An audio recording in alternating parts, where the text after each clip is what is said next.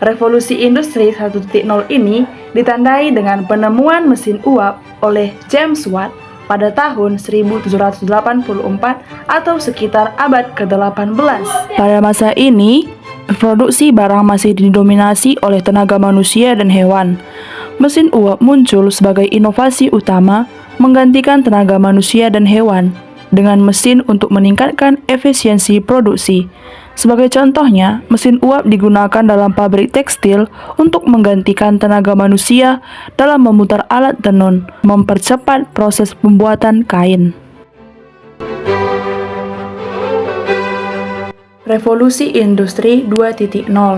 Revolusi industri ini terjadi pada akhir abad ke-19, ditandai dengan munculnya kemajuan listrik dan konsep garis perakitan dalam produksi mobil T. Setelah mesin uap, listrik dan mesin pembakaran dalam menjadi pendorong utama perubahan. Henry Ford memperkenalkan konsep garis perakitan dalam produksi mobil model T, di mana setiap pekerja hanya fokus pada satu tugas kecil. Hal ini meningkatkan efisiensi dan kemungkinan produksi massal mobil dengan harga yang lebih terjangkau. Selanjutnya, Revolusi Industri 3.0. Revolusi ini terjadi pada akhir abad ke-20 dengan munculnya komputer dan otomatisasi. Pada era ini, teknologi komputer mengubah wajah produksi. Mesin dan proses produksi mulai dikendalikan oleh komputer, mengurangi ketergantungan pada pekerja manusia. Contohnya, pabrik elektronik menggunakan otomatisasi untuk merakit produk seperti komputer dan telepon. Revolusi Industri 4.0 yang berlangsung saat ini. Revolusi ini ditandai dengan integrasi teknologi digital ke dalam semua aspek produksi, seperti Internet of Things, kecerdasan buatan atau AI, Big Data, dan robotika menjadi pusatnya. Pabrik cerdas yang berhubungan secara digital memungkinkan pengumpulan dan analisis data real-time untuk meningkatkan efisiensi, mengoptimalkan rantai pasok, dan meramalkan perawatan mesin. Hubungannya dengan revolusi industri sebelumnya terletak pada evolusi teknologi. Mesin uap membuka jalan untuk listrik yang kemudian mengantar masuknya komputer dan otomatisasi yang pada gilirannya membawa kita ke era digital revolusi industri 4.0. Setiap langkah membuka pintu menuju kemajuan lebih lanjut dalam cara kita memproduksi dan menjalankan bisnis. Nah, yang pertama revolusi sosial 1.0 dimulai dengan munculnya pertanian dan pemukiman tetap, mengubah masyarakat dari pengumpul-pengumpul menjadi petani yang lebih terorganisir. Contohnya, revolusi pertanian di Mesopotamia memungkinkan manusia untuk beralih dari gaya hidup nomaden dan pemukiman tetap. Dari sini kita melangkah ke revolusi sosial 2.0.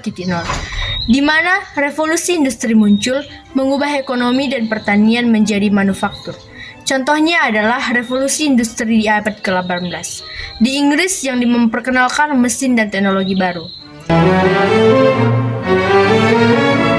Nah, yang ketiga, revolusi 3.0 terjadi dengan munculnya internet dan teknologi informasi, mengubah cara kita berkomunikasi dan berinteraksi secara global. Contohnya adalah perkembangan World Wide Web pada tahun 1990-an yang mengubah cara manusia mendapatkan informasi dan berkomunikasi. Sosial 4.0 terjadi dengan integrasi teknologi kecerdasan buatan dan otomatisasi, mempengaruhi industri, ekonomi, dan pekerjaan. Contohnya adalah mengembangkan mobil otonom dan sistem kecerdasan buatan dalam produksi. Revolusi sosial 5.0 menyoroti penggabungan manusia dengan teknologi secara lebih mendalam. Contohnya adalah pengembangan implikasi etika dan moral dalam menggunakan kecerdasan buatan untuk meningkatkan kesehatan dan kualitas hidup manusia. Pada era revolusi industri 1.0 ini, Gereja Katolik mengekstensikan dirinya dengan cara memfokuskan diri untuk memperkuat ikatan komunitas sosial lokal. Gereja tidak hanya menjadi tempat ibadah, tetapi menjadi tempat pusat pelayanan sosial. Gereja tidak hanya menjadi tempat ibadah, tetapi menjadi tempat pusat pelayanan sosial. Pada era revolusi industri 2.0 ini, gereja mengekstensikan dirinya dengan cara mendirikan sekolah-sekolah atau universitas Katolik. Tujuan utama pendirian sekolah atau universitas ini adalah untuk menanamkan nilai-nilai agama dalam masyarakat. Dalam era revolusi industri 3.0, gereja mengekstensikan dirinya dengan mengadopsi perkembangan media sosial, dengan mengadopsi perkembangan media massa untuk menyampaikan pesan-pesan agama. Radio dan televisi digunakan sebagai sarana untuk menyebarkan pesan-pesan agama. Dalam revolusi industri 4.0 atau yang sedang terjadi pada sekarang ini, gereja mengekstensikan dirinya dengan menyediakan pertemuan secara online, misalnya seperti misa online, mendirikan situs-situs web seperti e-Katolik atau Katolisitas. Semua ini digunakan untuk memfasilitasi komunikasi dan memberikan pelayanan secara rohani kepada semua umat. Revolusi Industri 1.0 yang ditandai dengan penggunaan mesin uap memicu perubahan besar dalam produksi dan ekonomi. Hal ini membentuk dasar untuk revolusi sosial 1.0, di mana masyarakat beralih dari pertanian tradisional menjadi lebih terorganisir, dengan kemajuan pertanian dan pemukiman tetap. Nah, yang kedua, revolusi industri 2.0 yang terjadi pada abad ke-19 membawa revolusi manufaktur dengan memperkenalkannya mesin listrik dan jalur perakitan. Hal ini menciptakan pekerjaan baru dan mengubah pola kerja, menciptakan dasar bagi revolusi sosial 2.0. Contohnya, revolusi industri 2.0 menciptakan pekerjaan di pabrik-pabrik dan meningkatkan urbanisasi. Yang ketiga, revolusi industri 3.0 muncul dengan teknologi informasi dan komputer. Ini mengubah cara kita bekerja dan berkomunikasi, membentuk dasar untuk revolusi sosial 3.0. Contohnya, pengembangan internet memungkinkan kita terhubung secara global, mengubah cara kita memperoleh informasi dan berinteraksi sosial. Nah, yang keempat, revolusi industri 4.0 membawa otomatisasi, kecerdasan buatan, dan Internet of Things. Ini tidak hanya menciptakan perubahan besar dalam produksi industri, tetapi juga menjadi pendorong utama revolusi sosial 4.0.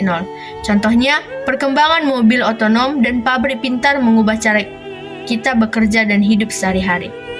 Nah, yang kelima, revolusi sosial 5.0 yang terkait dengan integrasi teknologi ke dalam kehidupan sehari-hari dan kesehatan manusia dapat dianggap sebagai kelanjutan dari revolusi industri 4.0.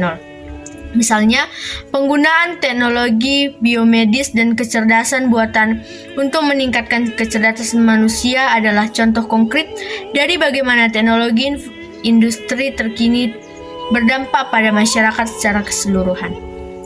Dengan demikian, setiap revolusi industri memberikan fondasi untuk perubahan sosial yang lebih besar, membentuk cara hidup kita, bekerja, dan berinteraksi secara masyarakat.